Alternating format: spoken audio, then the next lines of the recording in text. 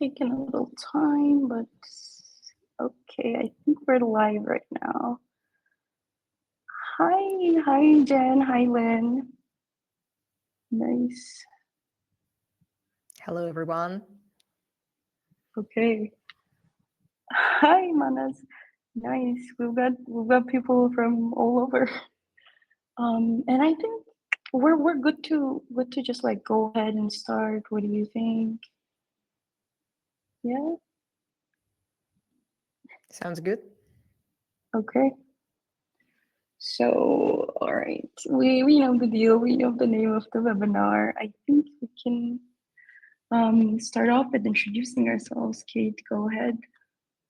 Of course. Thanks for having me. I'm Syuma. I'm currently a founder of Growthmates, which is my advisory practice, but also the educational platform where you can learn a lot of things about product-led growth, user experience, all the things I learned along my experience and my way of leading and doing a lot of things connected to product growth. And in the past, I've been at Mira, where I spent over 6 years, was a head of growth product design there, was quite lucky to join the company when it was very small, 50 people, and ended up being in a unicorn of over 2,000 people. And after that, I decided it's time to start doing something else and started my independent journey, supported dozens of SaaS companies all over the world and team members from companies like Loom, Intercom, and quite well-known names. So today I'm happy to join Serra from UserGuiding to share what we have researched on the very hot topic about AI onboarding. So can't wait to get started. Absolutely. And I am Sarah from UserGuiding, and it feels a little wrong to go right after you because you have such a nice resume. So I do brand marketing at UserGuiding. You might know me from, if you're familiar with UserGuiding, you might know me from the YouTube videos we've done. That was me, yes. Apart from that, I do social media. I do reports as we've done with Kate, and I'm really excited to share our insights today. And I think I can tell you guys a little bit about what we're going to talk about today. So this webinar is like an extension of the AI user onboarding report we've worked on together with Kate. Um, and what it is what we done is we set out to do an onboarding report to see what's going on in our niche in 2025, 25, right? And we just wanted to see these like trends. And we talked to Kate, and she was like, we should do maybe like AI tools user onboarding. And I want to like get to the why and ask you, Kate, because I really liked it when you called like these tools we looked into like meaningful AI products. So why did we focus on AI onboarding? Yes, for sure. For me, I'm like super curious person. I've been collecting onboarding flows for the last almost 10 years, and I had a board already with like almost 80 product flows of different companies we know we use every day, like Canva, Mira, Intercom, all of them mapped out. But what I haven't done myself yet is like exploring these new fresh AI tools that just started emerging last year and this year. And I've been curious what they are doing a little bit differently, or they are following all the same things we know and that work. And that curiosity sparked this initiative, I think. Yeah. So let's see what we have uncovered. But I think we need to repeat that maybe in a year or so, because I think Yeah. then we will have way more interesting examples as the industry is evolving super fast. Absolutely. I feel it's like we're coming from like a similar background because I've been in the user onboarding industry for a long time right now. I don't want to reveal my age here, but and I know that my if I opened my photos app right now, it would be like screenshots, like thousands of screenshots of super great onboarding elements and everything. And yeah, like I've been curious about AI onboarding as well, and I'm really glad we did what we did because the insights are crazy. And how we did it is okay. Basically, we analyzed 10 leading AI tools that we've picked from a very big list. And we looked into, and I'm going to show you guys the products as well. These are the products we've analyzed, and this is just to show you the Miro board that we've created and how big it is. I think Kate's going to share some insights from the board as well today. And yeah, we looked into these products and kind of like color coded them, separated them into the stages of the onboarding process. And yeah, did you want to say something, Kate, on that? No, I think the result speaks for itself. Yeah. I wish you guys checking it later after this webinar. And for me personally, I have several boards like that. It works like as a very long-term go-to asset. So whenever you're like wondering, all right, we are redesigning our sign-up flow, what others are doing, how we can do that differently, just go back to this board and see these exact steps in the flow, a reference to them.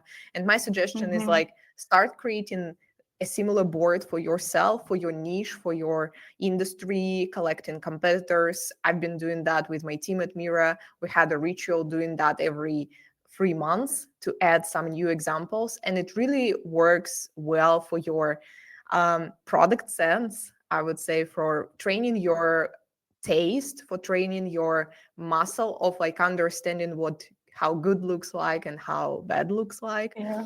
And so just now it's for you, like it's available. We've done everything. We've done that job for you, saved you tons of hours. But next, I think the active learning is happening when you do it yourself.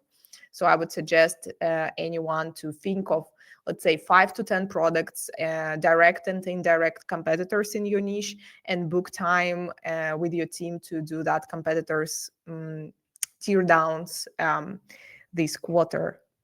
Yeah, and I was gonna say it's really interesting. Like you said, we do these like 3 months, every 3 months, and it's crazy how these products actually change in such a short time. So it's really like a great tool to learn and develop your own product or any product if you just look at these things. Yeah, and I just wanted to mention the event from our team. Drop the link in the chat if you guys haven't seen it. You can access the Miro board there, and I think Levant's also going to share the link to the ebook as well. Yeah, okay. So I was thinking let's get to this part of the webinar, which is a user onboarding process developed by Kate to see like how it actually works. I'm just going to give you the mic here. Sure. I would like to ask you to think, maybe before you have seen at this slide, when do you think user onboarding usually starts? And sometimes when I ask this question to people before revealing the result or the truth behind that, some people think that user onboarding is just the first session or just the registration flow. And I've been noticing that pattern over and over, and I've seen how some teams just do so many local optimizations, trying to change sign up flow, trying to change maybe one tooltip during the first session, and they are thinking that it will fix everything. Why it's important? Because like about 60% of users who experience poor onboarding, they leave and never come back. So this is why we need to focus on this step of the funnel so deeply. But then I realized, because there is this misunderstanding, like onboarding is just a simple tooltip or just a registration flow or just first session. I started thinking, how do I perceive user onboarding holistically? And this is how I ended up creating this 6-step framework. So user onboarding starts when your user starts looking for a potential solution to solve their problem. So it can be in a Google search, they can look at some ads or content on LinkedIn, they can be in App Store, depending where your product has this first touch point. After that, they land on your website, and this is already a step of your onboarding, because this is where you communicate your product value, your positioning, and they have their first, you know, memory about what is that. They cannot move forward after that at all, and we need to think about that. Then the sign up flow, this registration flow, is happening when they answer some key profiling information. And it's very important for us to ask the right kind of key profiling questions. And there is a great resource in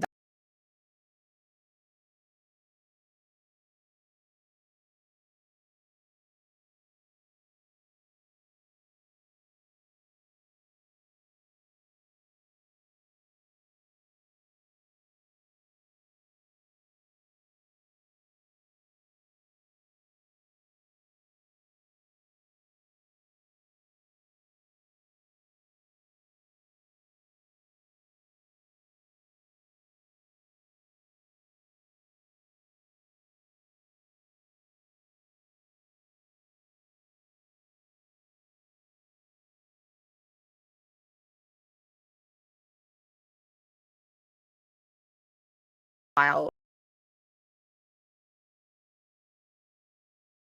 have a freemium model and everything like stuff like happened in your free plan,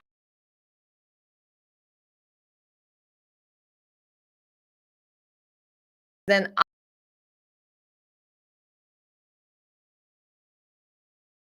conversion to paid, then it's a paid on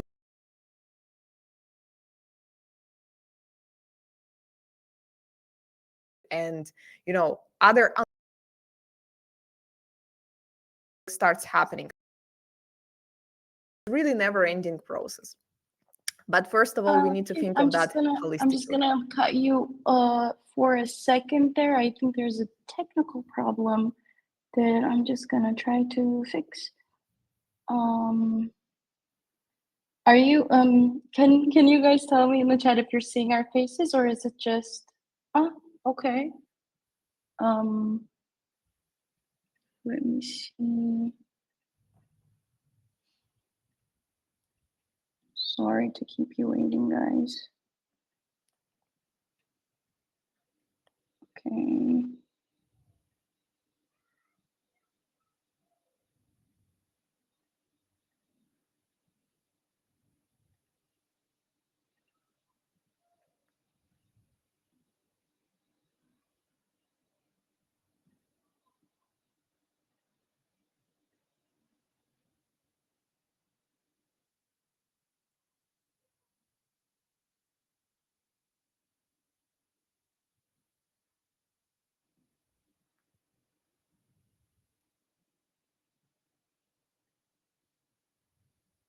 Okay, I'm seeing you guys telling it's good now.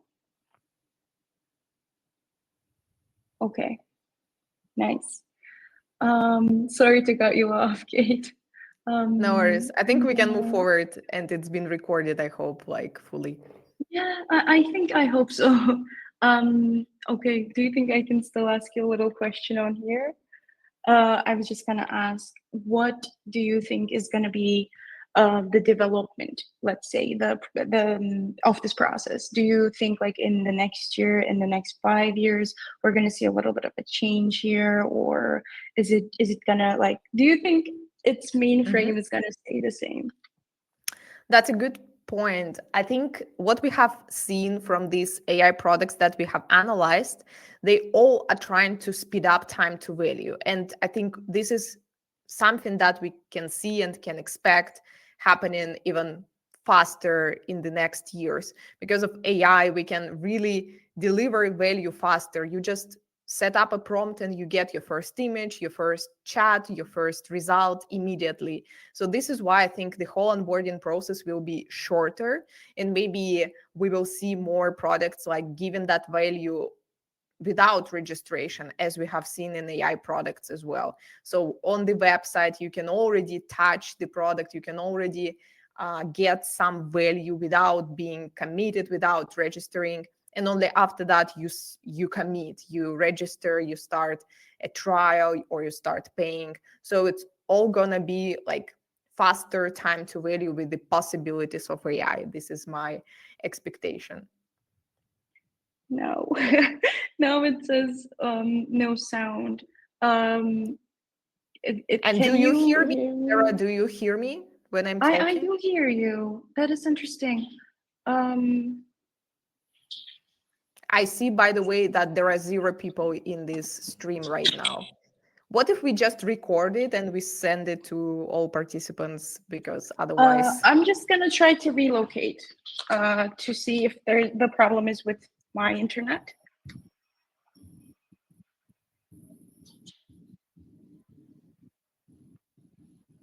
Okay. Okay, let's see now.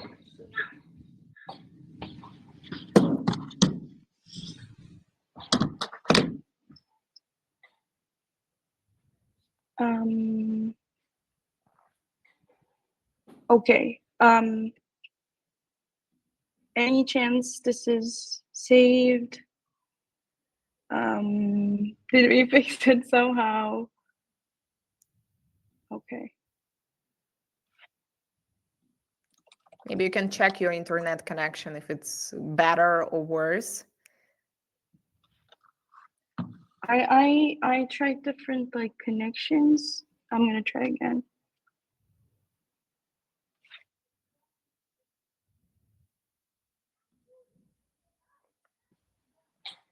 Okay, any chance you can hear now, people?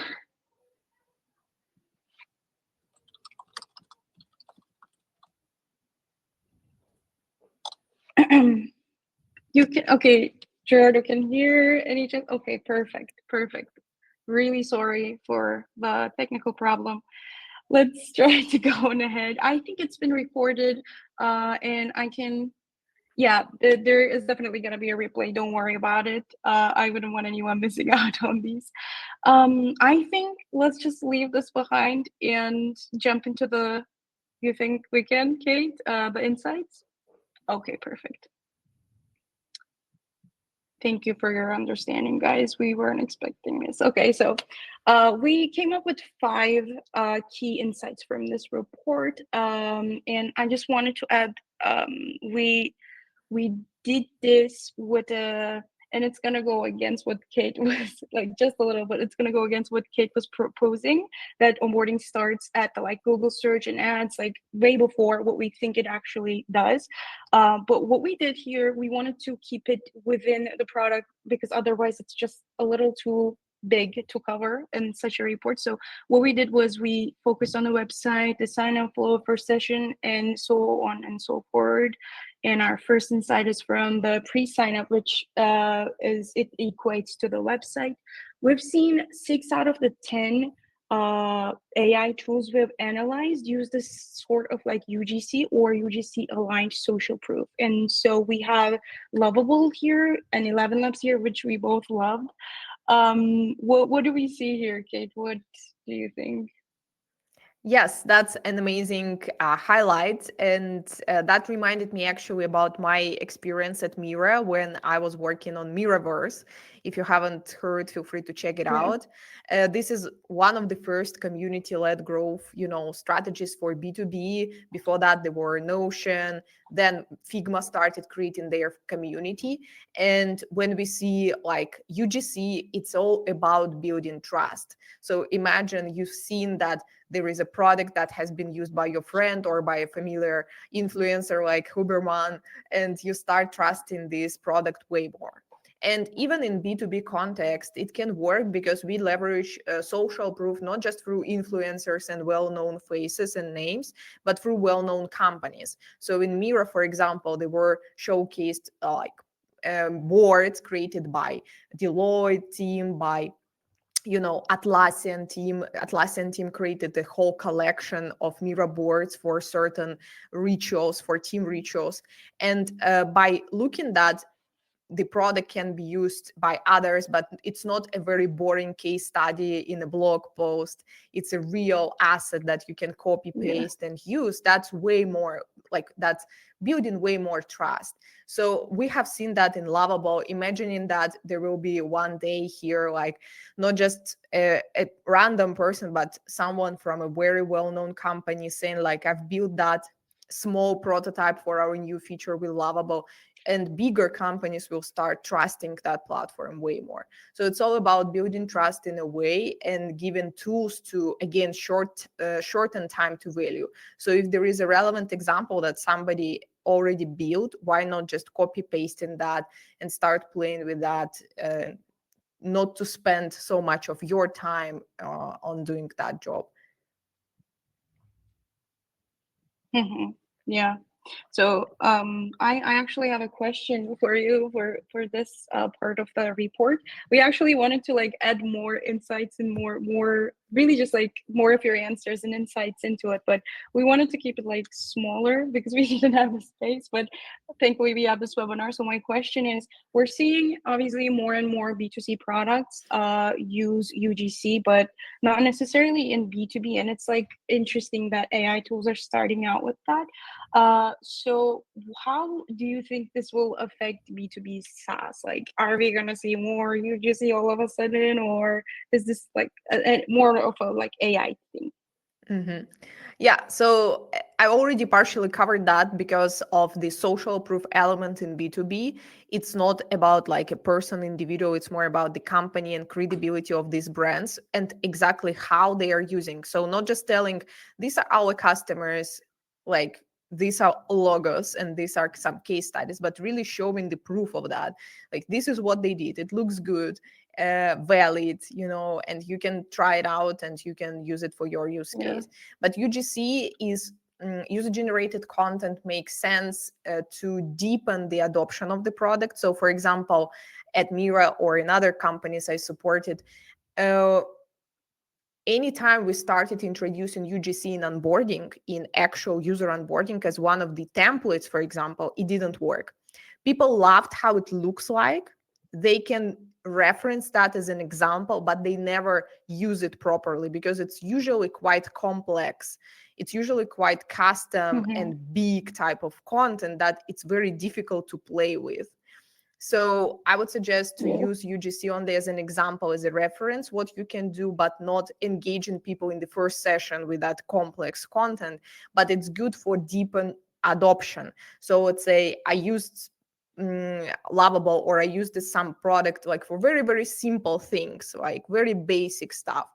But then the next step for me is to build a real like a website with that. And that next step with UGC can be enabled better and faster and give me some inspiration to do that.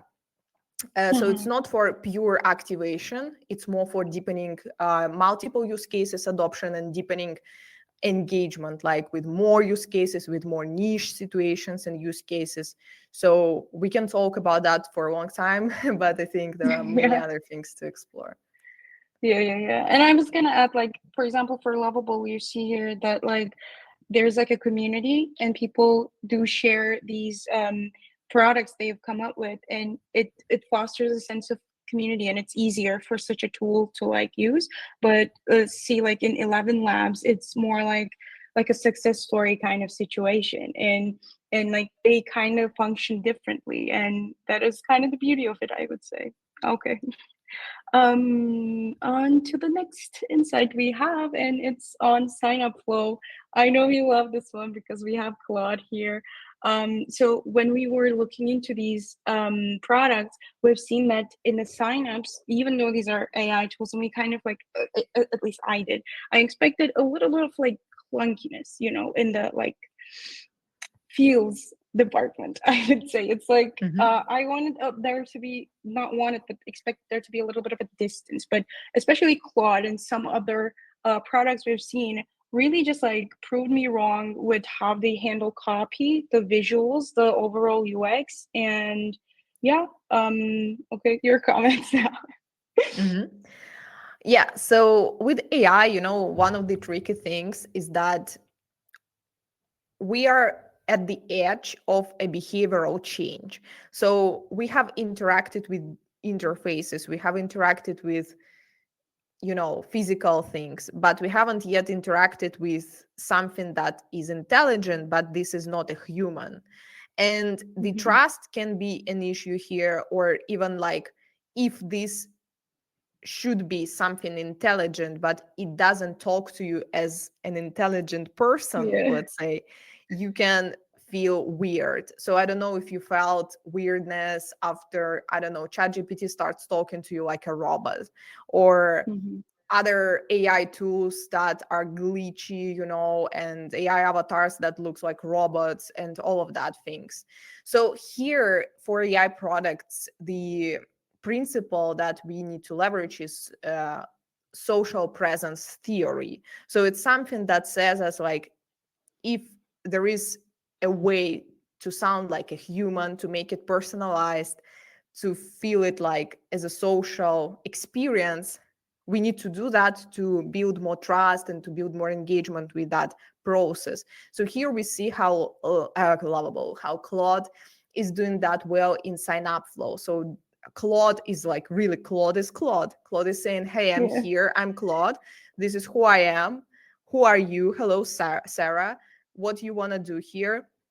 And then every time, by the way, inside the Claude, when you hover over that interesting icon, it Mm-hmm. has a personality. You hover over it and you see like a small hint, I'm here, can I help you somehow? So it tries to mimic some human elements, and it makes that whole process a little bit more trustworthy in a way. Mm-hmm. So I think that is the humanization that we see here, and in AI products, I think it makes sense. Yeah. Yeah, I wanted to like open up Miro, share my screen, and show people that little interaction that you were talking about, but I don't want to cause any more technical difficulties. But you guys really just should go into Miro and see it because it's fascinating. It's like you click it and it says, I can help you, and then you keep clicking it and it says like, what do you want? Like it really acts like human and it's really nice. And I wanted to draw your attention to this like sign up flow once again because apart from that humanization, that last screenshot, it's like it gives you the option to like start off right at the end of the sign up, and then like you don't even have to go into the product to start that aha. And I found that really like interesting and really just like even more human. It wants me to get to there quickly and really just wants to help me. Yeah. And yeah, I think to stay up on time, this is like middle way. We're just gonna have to go ahead quicker. So onboarding UX, first session onboarding UX more specifically, we have seen that only about 40%, like 4 out of the 10 tools we have analyzed used traditional UX. And by traditional UX, what I understand, and you can correct me anytime, Kate, is mostly like elements, UX elements that are like tooltips, sometimes onboarding checklists, sometimes like hotspots and whatnot. Um, but yeah, how would you define it really? Because you're the onboarding expert. Mhm. What do we say to it? Yeah, so I mean, traditional UX is definitely like a typical product tour where you see like next, next, next, next, and done. Mm-hmm, Usually people can click through that, but barely engage and memorize these actions because there is a fatigue of these tours. People are skipping them rather mm-hmm, than really memorizing the actions. This is why learn by doing principle is very important. And by the way, the roots of these new solutions that we see in Perplexity, in Lovable, in Claude, in 11 Labs, like everywhere, is that IKEA effect or learning by doing, when they give you that area to start typing your prompt right away on the website. So you're already in the process of like generating something. And then they give you that result as soon as possible. Maybe some of them ask you to register to get the result, which is also curiosity effect and like a little bit of motivational hook. Not all people love it, but it works for business. Um, mm-hmm, and because you're already in the process of creating something, it doesn't make sense to interrupt you with tooltips, with checklists, with guides. It's better to give you that value right away. And when, as soon as you finish and as soon as you see a good result, they start onboarding you into the product with not super traditional UX, but a combination of some interactive guides. So the guide that is not just showing you like next tooltips, but that is pointing some areas of the product and asks you to interact with that. So I think Hey Gen was the best reference here. You can check on the Mm-hmm. board how they do that. It's like a very beautiful interactive tutorial where you actually play a role as a user. So that is how it looks like right now. Yeah. Yeah, and I wanted to add, like, these are obviously not the examples we put here, or not the traditional ones. I just wanted to put attention to the fact that, like, these products, and there are more, use like example prompts and templates and whatnot to get you started. And as Kate was saying, like, that is actually getting you to start easier and without intrusion. But my actual question for you, Kate, is, so we have seen traditional onboarding, the next, the skip, the close, and we've kind of grew out of that. We're here now. We are seeing more templates and examples, more like less intrusion, more like help, let's say, in using the product. So, what would be the like potential next step if we ever get one? Like, what is Mm. onboarding gonna look like if it gets any better? Yeah. So I have probably two perspectives here, and who knows, we need to check. But first perspective is like really shortening time to value. So given that interface or like that area to experience the product immediately, like with the prompt, like even like without giving a lot of suggestions and templates, because people really like usually they come with intent. We give them suggestions if they are just exploring, but the typical situation, you have an intent and you can somehow describe that intent, and then the product should give you immediate result, immediate and like relevant result. So the Mm-hmm. quality of that result will define if people experience aha moment or not, or they leave immediately. So I was looking for products, for example, for gen AI images, like generations or like adjustment of the style of the image, and I tried probably 10 products.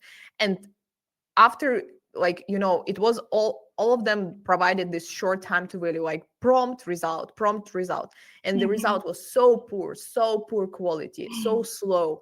I couldn't find a good solution, to be honest. Yeah. So eventually I landed on Imagine Art, pretty good tool, and it generated pretty good quality immediately. And this is where I stayed. So the competition Mm-hmm. will be enormous. And it's not just about doing these trendy things and giving them this prompt area on the website, but really giving them the quality as a result. The worst experience, by the way, I've seen when it showed me labor illusion, like it's being generated, generated, Mm-hmm. generated. And during that, some product, I don't remember the name, shown me 5 pop-ups to upgrade 5 Oh my times. God. So like yes, I'm not ready to pay for sure, but I haven't even seen the value. So it's a dark pattern, never do that. um, Mm-hmm. and this is one area, just to be on time. The second area where I think the onboarding can evolve with AI and all the possibilities we see right now is to make it more human. It sounds a little bit Mm-hmm. counterintuitive, Yeah. but I've actually worked with one of the companies, like it's called Pine AI, and they are doing, let's say, AI avatars out of CEO of the company. We could create, like, I don't know, 11th AI avatar and put it inside the product. So somebody like this person would onboard other people into complex B2B SaaS. So like when Mm-hmm. one of the products that used that approach had a 40-step tour, because it's very complex product for journey mapping, and they literally imitated their CEO in this AI avatar. And instead of doing demo calls with every single customer, which is very expensive, they did that AI avatar onboarding customers, and it feels a high touch onboarding. It doesn't feel like, you know uh, like just a tooltip. It feels engaging. So this is another area Mm-hmm. where I see like AI can play a big role, just to make onboarding more human with AI avatars. Absolutely. Yeah. I'm just gonna pull up a poll here as we move ahead really quick. Hope you guys can see it. And In that time, I'm just gonna like comment to what you were saying just a little. This kind of reminds me of like this interaction I had with Alijan, our head of product here, and he said to me one day that like there might not be products one day, and I was like, I wouldn't go that far. Not that I don't understand where he's coming from, but the conversation really evolved into talking about how whatever happens, whatever shape products get in, there is always going to be somehow like some sort of user onboarding, whatever shape. Like if it only takes me to click, then that clicking might just be user onboarding. And it's always going to be an interesting topic, I would say. And while Yeah, people are handling the poll, let me okay, that's interesting, you guys. You can keep voting as we move along because we're short on time a I'm little. very curious to see the results after that. Mhm. Exactly, too. So the fourth one are key insights. Onboarding emails. This is really interesting to me. We have seen that 20% of AI tools send no onboarding email whatsoever. But what really was interesting to me was that the rest were sending the emails because I don't love emails to be honest. And AI is kind of like stands for this like modernity, this like technology and like everything like stands for that like improvement, but they are sending them still and they're sending them really good, especially Claude and Teal we really liked. So what would you say on that, like what is going on? Yeah, onboarding emails is a tricky topic. Sometimes companies are sending too many, sometimes companies are sending not enough. It's Yeah, hard to find the right exactly. balance, but there is a benchmark. I will mention that. Um, Mm-hmm. Overall, I think some companies are over engineering with emails. I've seen, let's say, even that Imagine Art that I mentioned, I received 2 or 3 emails on day one. It's too much. It's too much, definitely, Mm-hmm. because I'm not that person who is creating Gen AI images every day, 3 times per day. And we need to keep in Mm-hmm. mind the natural frequency of using the product. Maybe we can also think about personalizing it. If we identify the persona or the user who might be like 100% ICP feed to this product, we might send more personalized but daily emails. But Mm-hmm. I wouldn't suggest to send two marketing emails or onboarding emails per day. There are, of course, transactional emails, notifications. We don't count them here. They already sent when users started doing something with the product, and it's a natural type of growth loop. But here, for onboarding emails, there is like a rule of thumb. We need to send them every day or every other day for the first 7 to 10 days, depending on nature or frequency with the product. For B2B, like it might be a couple of like 10 days is enough, let's say, for Mm-hmm. onboarding sequence. And we need to not to make them overwhelming, like 5 call to actions and 5 features in one enormous email, but we need to slice them logically and ideally show just one action per one email. And then we do that, we need to think about these actions in a sequence of your path to aha moment. So, for example, if I would take mirror, in order to get to aha moment, which is like having your first collaborative session, you need to create a board. Maybe you can use a template. You need to invite someone to this board. You might explore some materials. And these all are different actions, and each email has a focus on this one action. So Notion is a good example. They are sending like very very clean emails. By the way, these two remind me of Notion emails, like CTA on top, one visual, very human copy. I would say here they could make it even better, even more human, like a human is talking to you. Like, if you ever tried plain emails, sometimes work even better than all of these beautiful Absolutely, marketing yeah. emails. So again, like superhuman, for example, another good example, they are sending pretty humanized emails and very simple as well. So again, Mm-hmm. like just keeping in mind these benchmarks and not forgetting about emails. We cannot live without them, because not all users will stay in your product. Some of them will forget, but they can get back if they notice a meaningful, a relevant, a valuable email in their inbox. So this is still one of the top communication channels we are all in emails every time, and that's for sure the strategy we shouldn't avoid. Yeah, and I definitely like it was interesting to me in the way that so many of the emails we have seen, they were very crowded with text, with like CTA buttons. But especially Claude, I really like that they shared this like subject line that had like a day one of five, day two of five, right? And they were like making it clear that this is also an onboarding um, process, and I really liked it. And I'm just gonna really quickly show the results of the poll.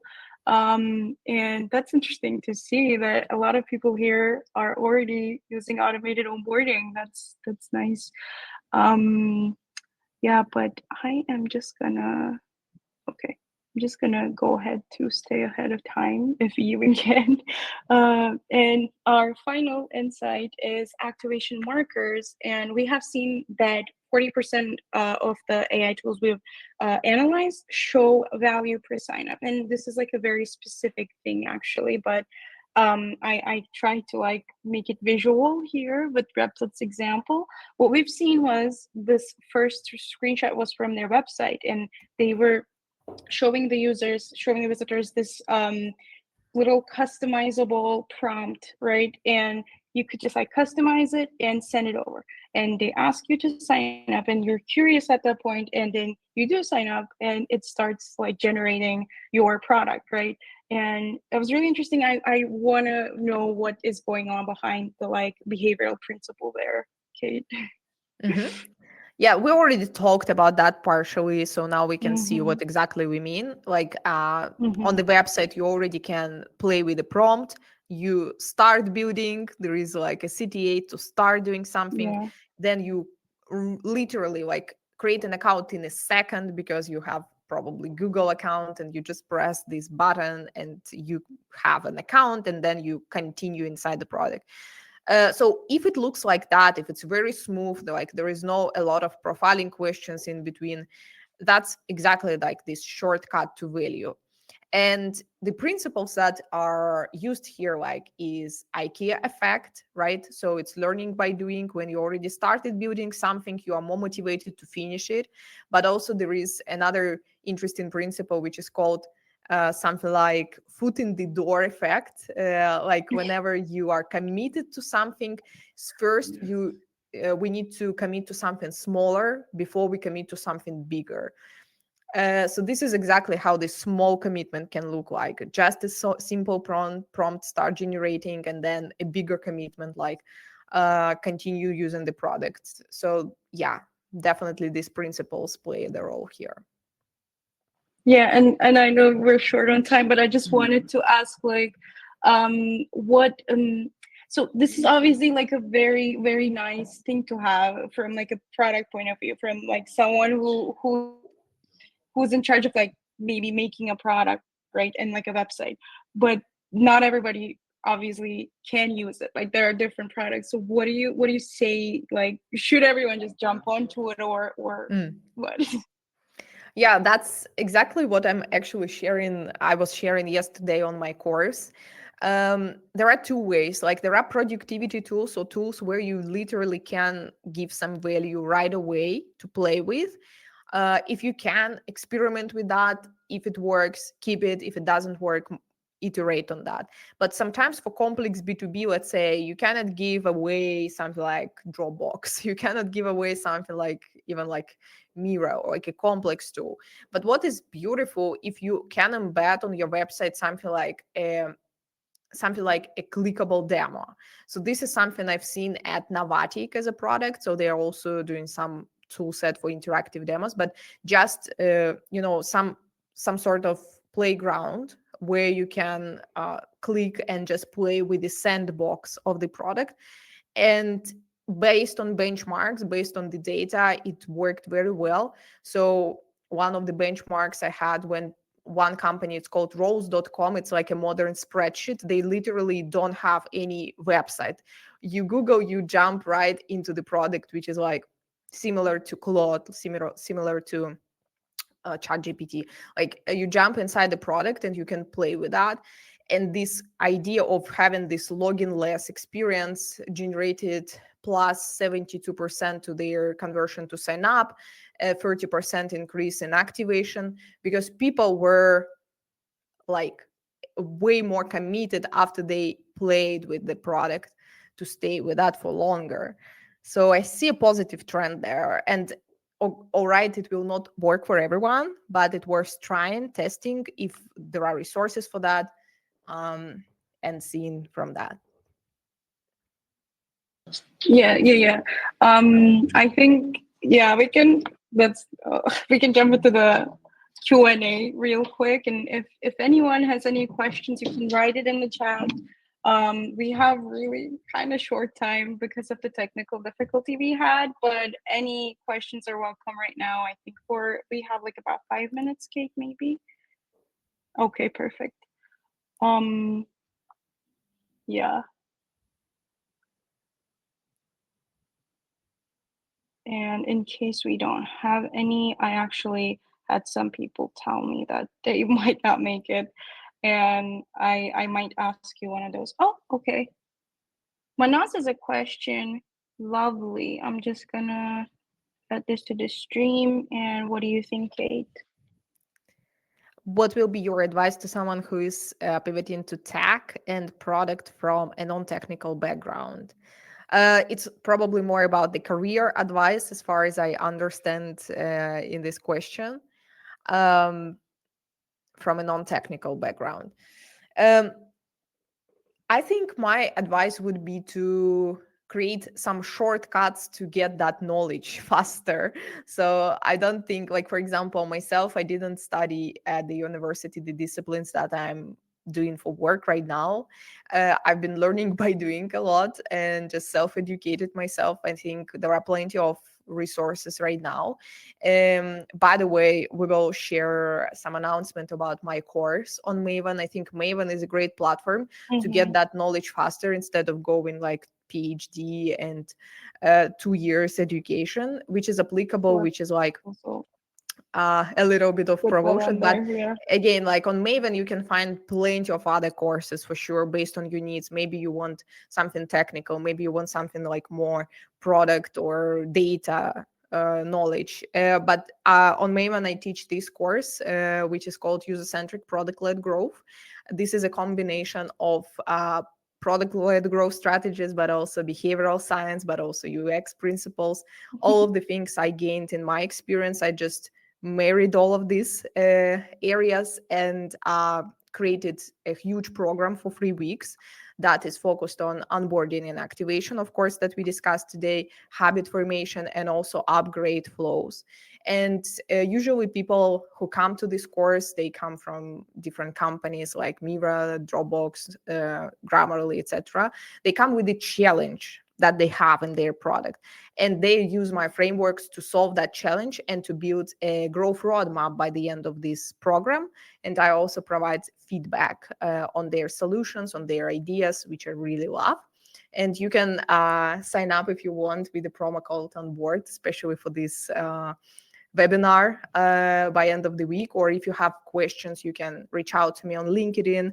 I'm literally living there, and you can ask me anything about that. I'm happy to share more details. We will also share the link, I think, just for easy I access, was where you gonna can say where you can that. check the program and ask me any questions. Yeah, and next cohort Absolutely. starts in August, so not so much time left, but there are some spots. So if you Yeah. would like to join, feel free to reach out to me. If we could also squeeze in Jen's question real quick, and then Mhm. maybe we could call it a day. Yeah. All right.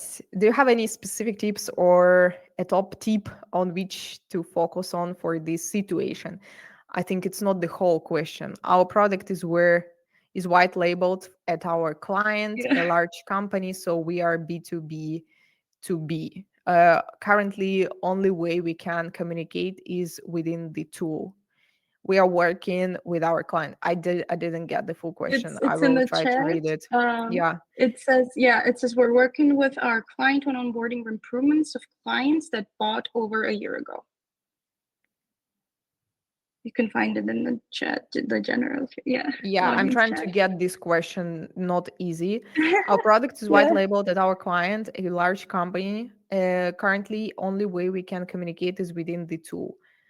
Uh, Honestly, I don't get the question. If you get it, Sarah, help me, or we can ask this person, Jen, to voice it over. Yeah, Jen, So, if you could like kind of simplify it. I am understanding that like you have to work on like an automated onboarding and not necessarily like you don't get the chance to do like demo onboardings and whatnot. Um, yeah, but it's a little complicated. um, how do you onboard clients who bought a year ago? okay. I'm. Mhm. Then it's pretty much clear. Is it more about then reactivation than a first time onboarding and didn't even know they bought? This Oh, is that's very interesting. interesting situation. How did that happen? Like, I'm curious. Um, like, I would be curious to understand if they bought a year ago and never came back, so you are reactivating them. Ah, okay. Okay, got it. Hmm. So then it's more like a top-down adoption problem, like when, a high-level leader is kind of buying a package of licenses. I remember at Mira Enterprise plans, like you buy 200 seats, and then these 200 people somehow need to come to the product and adopt this product.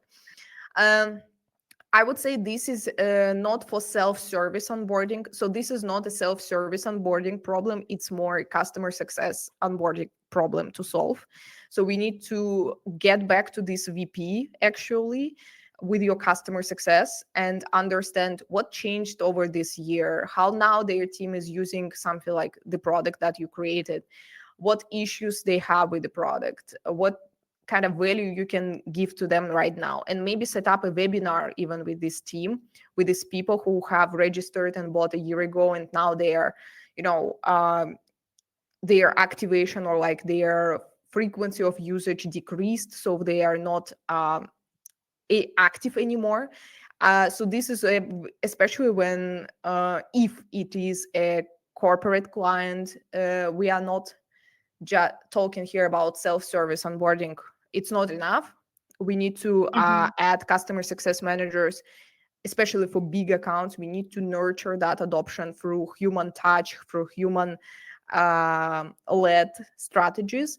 And then inside the product, you can have something like a learning center, a help center, where you can lead all people who have lack of experience with your product, like go there, learn materials, see examples. But it's not enough. We really need to do it high touch. So we need to go to Hmm. them, set up a webinar, set up some tailored personalized sessions to this particular account, if you really want to keep them in your product and you don't want them to churn. Yeah. Thank Hope you, that Jen, for helped. the question. Yeah, I think we can kind of wrap it up. Sorry again for the technical issue, guys. We're gonna be sending out the replay in about 5 minutes.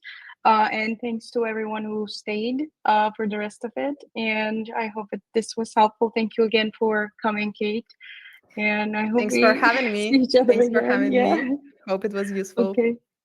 Cheers. It Bye bye. definitely was for me. Okay. Bye bye.